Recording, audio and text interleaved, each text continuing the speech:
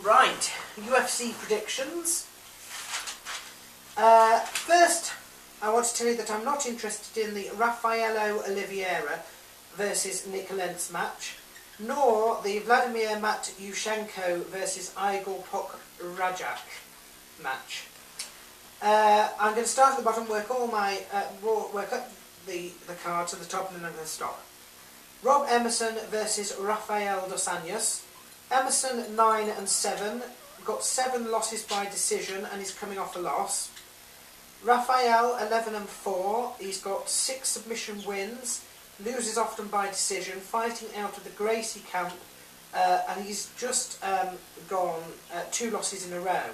But they are to people like Tyson Griffin and Jeremy Stevens. I'm going to go here for Rafael dos Anjos winning, and I'm going to go for decision victory there.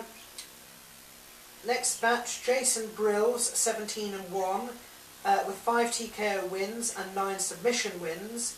He's on a 10-fight win streak. He's fighting the tougher Elliot Marshall, who's only 7-1, loses by TKO, and has 5 victories by submission.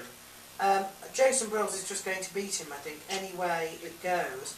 I'm going to say that because he loses often by TKO, that I think it will come by TKO in the second. Brian Foster is fighting Rick Story, who is 7-3, has never been finished, but is coming off a loss. Now, Brian Foster, if I've got the right person, is 9-12, loses a lot by submission, and this is his first fight since 2007. I think he might lose.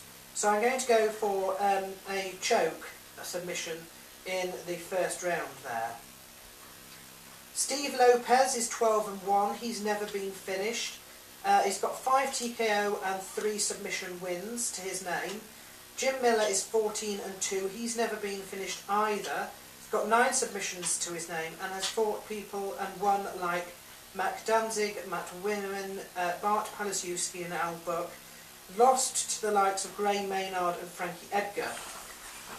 Everybody seems to lose to Frankie Edgar. I think that I'm going to say that Jim Miller will probably win this one, and I think he'll probably win it by submission as well, so I'm going to go for a bar in the second there.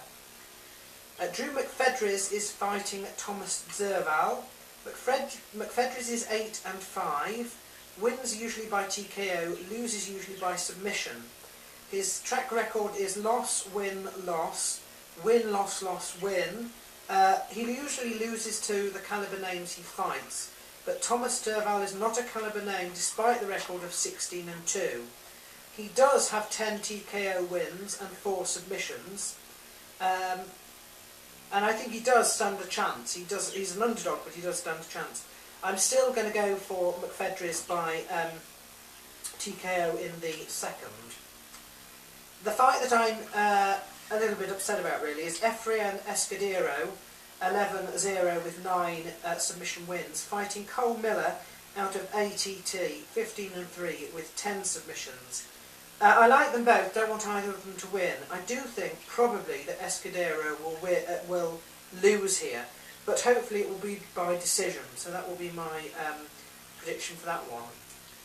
Tyson Griffin is fighting Hermes Franca, who is 19-7, with 11 submission wins and 6 decision losses.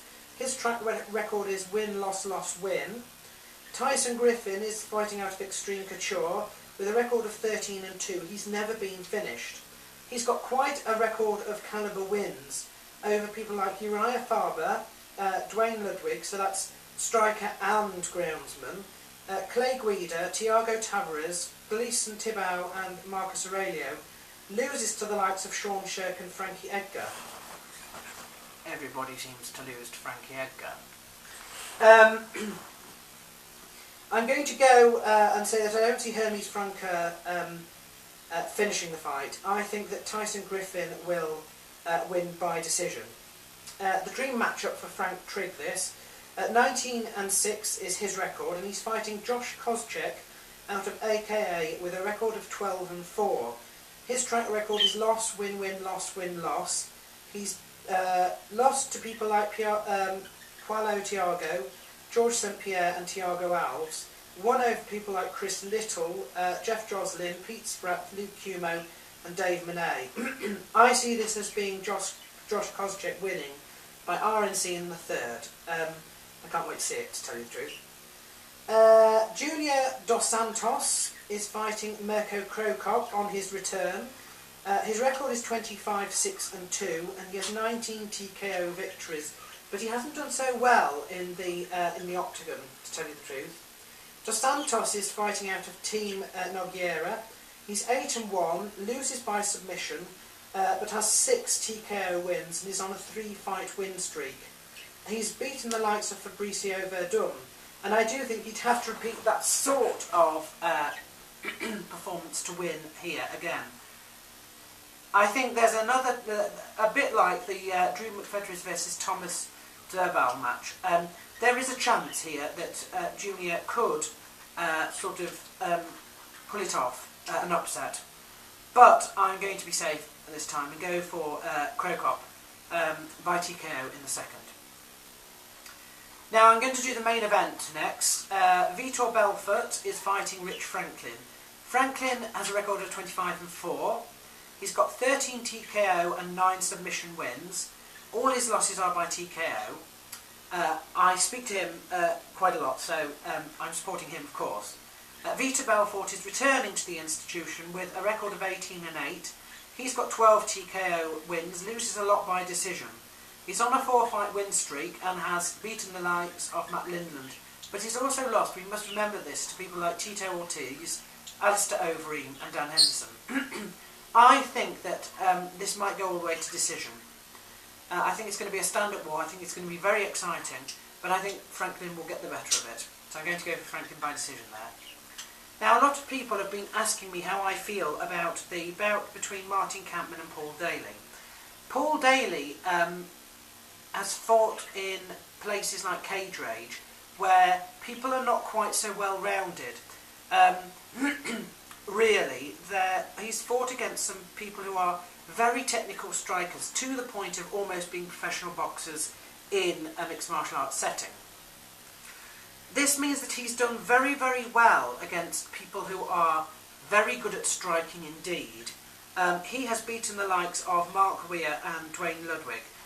Both of Ludwig certainly, who's sort of well-rounded, but he's thought that he's going to be okay fighting Daley because Daley has possibly not come from a place where mixed martial arts is at its most advanced, and he's paid the price for that.